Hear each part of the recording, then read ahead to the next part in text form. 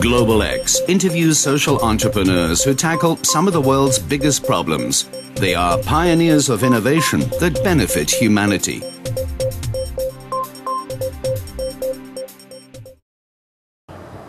Sure. My name is Matt Flannery. I work at Kiva.org. I'm the co-founder and CEO. My name is Jessica Flannery. I'm a co-founder and a director at Kiva.org. Kiva's mission is to connect people through lending for poverty alleviation. We have a platform where lenders can connect with and lend money to borrowers, small business entrepreneurs all throughout the developing world who are in need of a small loan. We've been doing this for about a year and a half, just crossed the $10 million mark. So we've had $10 million come from almost 100,000 lenders, and that's gone to 16,000 businesses. We're based in San Francisco, California, but the entrepreneurs with whom we work are in 36 countries worldwide. So readers of Matt's blog on SocialEdge may know that Kiva in some ways was a solution to a marriage problem. A few months before Matt and I got engaged, we were in a pre-engagement course at our church. And every week we'd come together with half a dozen other couples and we'd talk about important life issues, like what we thought about money and what we thought about family. And one day it was career day, so we come in and we talk about our career vision and where we wanted to live. And Matt comes in and says, okay everybody, my career vision is that I want to work for a tech startup in Silicon Valley. Everyone's nodding. And I go right after him and I say, well, I want to work in microfinance and live in Africa. And there's it was a very awkward moment and there's sort of a deafening silence in the room because everybody realized, including us, that we sort of had a problem.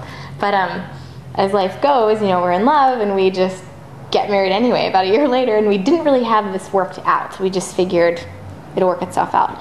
And so sure enough, 6 months into our marriage, I get this opportunity to do my dream job and go to East Africa and work for a great organization called Village Enterprise Fund. They do $100 grants for business creation in Kenya, Uganda, and Tanzania. Anyway, I get my dream job. And there's Matt working in Silicon Valley at a high-tech startup. So long story short, I go and Matt visits me for several weeks while I'm there, so that was great. And that really was the start of really learning and understanding more about microfinance, microlending in particular, and being inspired to combine our passions, technology and microfinance, to form Kiva. So in a way, it was an answer to a marriage problem, and we're very thankful for that aspect of what we do. Okay, so the time is October 2005. Kiva is a little website. I think we funded about 20 businesses up to that point in time, and we really viewed it as a hobby. At least externally to everyone, we thought this is a nice project that we're not working all day doing other things that are serious, but this project on the side is nice and sort of justifies our life in some way. And I went out to dinner with Jess one night, and we were having Chinese food, and she said, when are you going to quit your job and do this? And I said, when Kiva hits $1 million. When people fund $1 million of businesses on Kiva, that's when I'll quit my job. And she said something really poignant, which really made a lasting impression on me. She said, if you don't quit your job soon, you'll never raise $1 million. It'll take too long and you'll never be able to do it unless you dedicate yourself to that. So I remember she went away for the weekend, the next weekend, and I had a lot of time to think. But right before she went away, we were featured on a blog called Daily Kos, which really took our site, which was kind of a hobby website, a side project website, from being a private project to being a really public thing.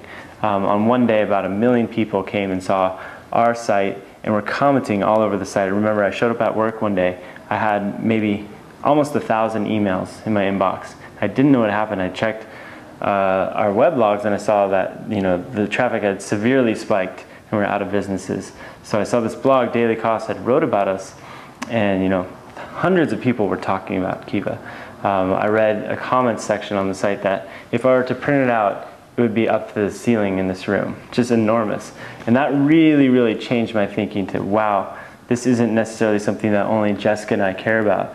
This is something that a lot of people might get involved in. Also during that week, I started getting emails, in those thousands of emails, from people all over the world.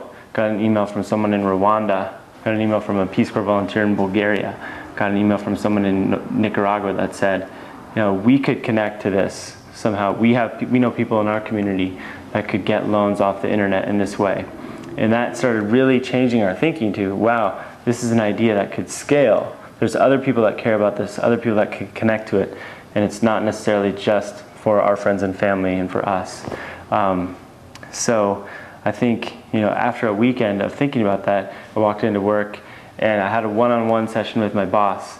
We had one-on-one meetings and we were playing ping pong because we just do silly things like play ping pong, play foosball when we're talking. And I think during one of our ping pong volleys I said, "Kevin, I'm out. I'm leaving. I'm gone." And he totally understood. He said, "I could see that coming," because I was, probably spending less and less time doing work and more of my work hours writing this website and doing customer service for Kiva. So quit my job, told everyone, and really that was a point where Kiva became not just something we thought was nice, but something we took seriously, and we were able to identify that and say, yes, we believe in this and we're owning up to this, and when people ask us what we do, we're going to say we do this because it's serious stuff.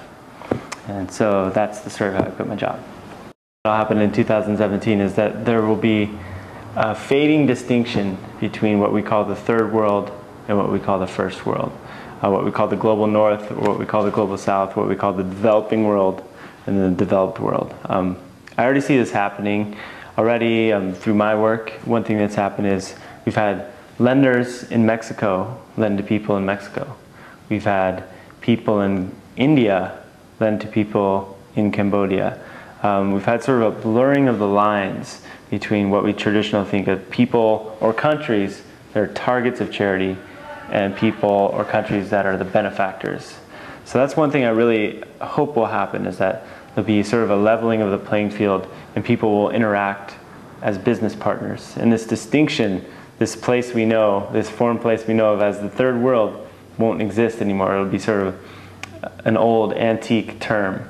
And we will view people in Uganda as business partners, esteemed business partners, colleagues, rather than people that we need to take pity on. And so that's one thing I hope will happen by 2017. So the world in 2017 will be better than we can even imagine today. That's it. Global X is also on SocialEdge at socialedge.org.